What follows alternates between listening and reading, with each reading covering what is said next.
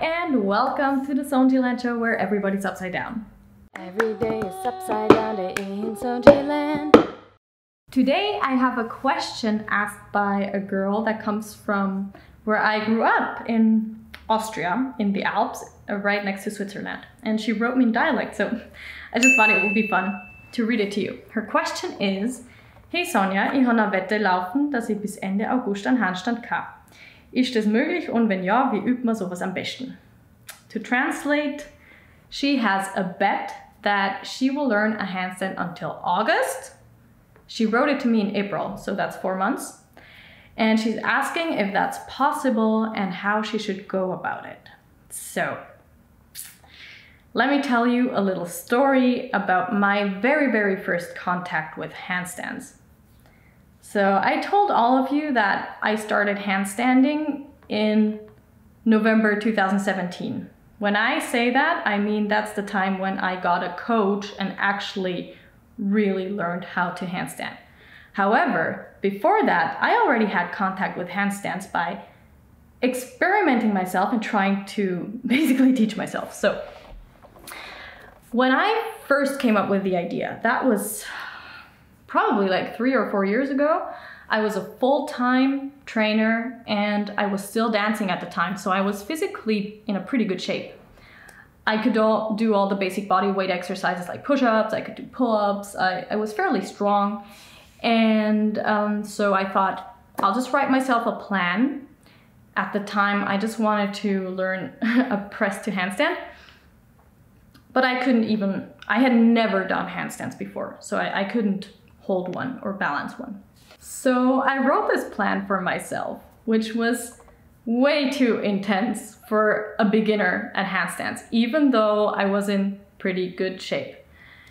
So to give you an idea of how it looked, I don't remember all of it, but I think it was a lot of face-to-wall holds, so chest-to-wall holds, several kick-ups, and then also these shoulder taps and walking across the wall sideways in a handstand. So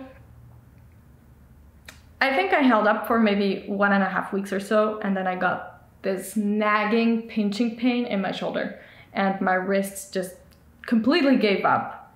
And I quit for several months, not touching handstands at all. So after not touching handstands for a while, I slowly started to play with them, but I didn't think about like a rigid program for myself to get it. So it wasn't very goal-oriented. It was just playing around, and I thought, well, handstands are gonna hurt me, I'd rather just play with them. But then at some point, I think it was because of all the trainers at our gym, we were a huge group, were talking about one-arm handstands. And some of them were doing back-to-wall one-arm handstands and like pretending they were practicing it. But from the perspective I have now, it was just all laughable. Anyway, it kind of got me hooked, and I thought, you know what? I had this dream of learning a press to handstand. I can't even hold a handstand, so maybe I should just make a bet with one of my friends, and if I really work for it the whole year, I will learn how to do a one-arm handstand. And that was in January 2017. So I placed the bet with my friend that I would be able to hold a one-arm handstand by the end of 2017, and I couldn't even hold a handstand at all. And so I got into training, and what I did now was basically just kick up all the time and do a couple of wall holds, and this time a little more careful about my joints.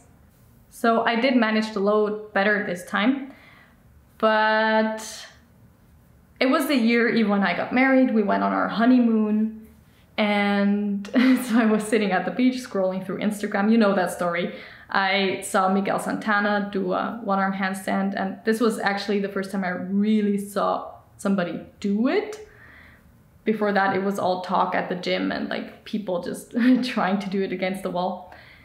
And I thought, oh my God, like so many months have passed. It was in October and nothing has happened. Like literally all I could do was what I had achieved was to maybe hold one handstand out of 10 for 3 to 5 seconds.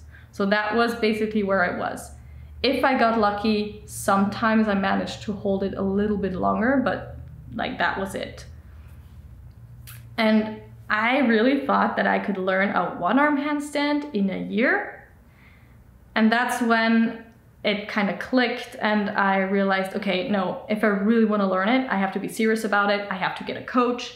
And that's when I found Ulrich and I started coaching with him. And since I started with him, it only took it took me like 3 months to get a fairly consistent handstand. By that, I mean, yeah. Out of 10 attempts, I could maybe hold 4 or 5, something in that range. And it just went up from there because I got the understanding and I got educated and I just learned so much from him and then also from Mikael, and you know the whole story. So what I want to say with this is that if you place a bet and you think that you can learn a handstand in a matter of 3 months and you're not even exercising or you're not even in the routine or you don't even have a habit of moving, that is so unrealistic.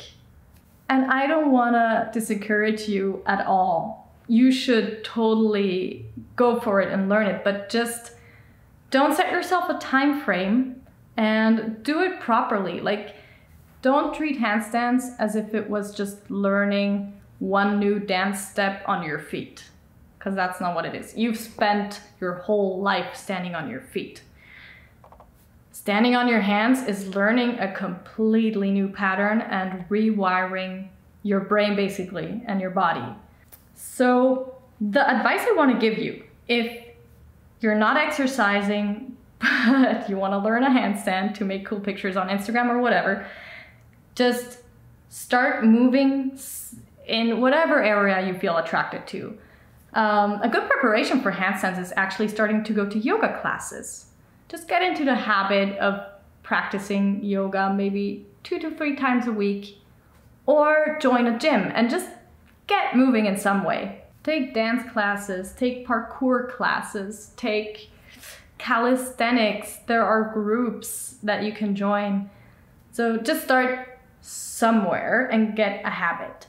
And then there are some exercises where you can say, okay, if you can do this exercise, then it's very likely that you're ready and you won't do any damage.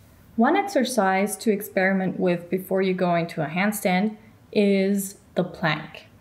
You have some weight on your hands and you get a feel for how difficult it is for you to hold that.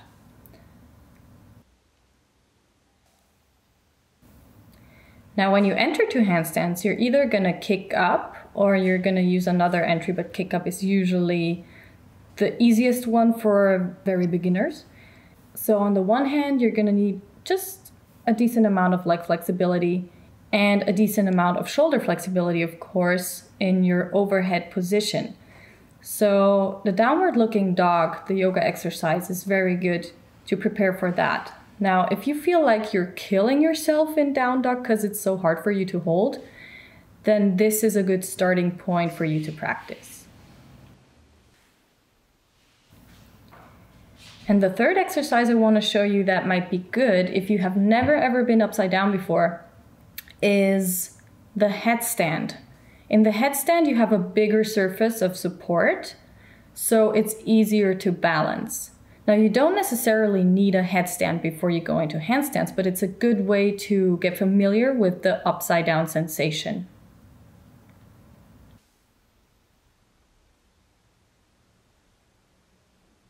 If you're serious about wanting to learn a handstand, please, please, please take a coach. And if you've never been upside down before, please search for someone in your area to actually spot you in real life, because it can be dangerous. If you try to kick up by yourself, you've never done it before, your orientation when you're upside down is completely different. So you can fall and you can injure yourself severely. So please, please, please, don't do it by yourself if you don't have any experience. And even if you're an experienced mover like I was back then, I hope my story somehow gives you an idea of what it means to learn to balance on your hands. The way I see the process of learning a handstand is similar to, let's say, you learn how to speak. So you don't start with learning how to write a book, right? You don't start with sentences. You start with the words and the alphabet, and then you start putting that together to sentences, and then you can start putting that together to a story and make a book out of it. So I see handstands in a similar way. You need to get the fundamentals right, build a strong base, and you can develop that further to sequences, and then in the end you're able to use your body in any creative way possible with all the tools you learned beforehand.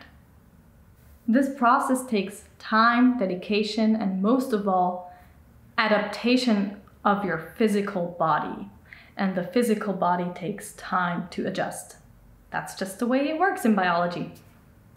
This was my answer to your question. I truly hope it doesn't disencourage you. Actually, it's the opposite. I want to encourage you to set your mind to it and work towards a handstand properly, and well, not to do any damage to yourself. To have a sustainable process. So let me know if you have any more questions, or if you have a question that you would like me to feature on one of my episodes. Don't hesitate to write it in the comments below, or you can also message me on Instagram or on my website. Anything works, and I'll be happy to hear from you. Remember that the world is your playground, so just go ahead and do whatever you love, and I'll see you next Monday on the Soundschi Show.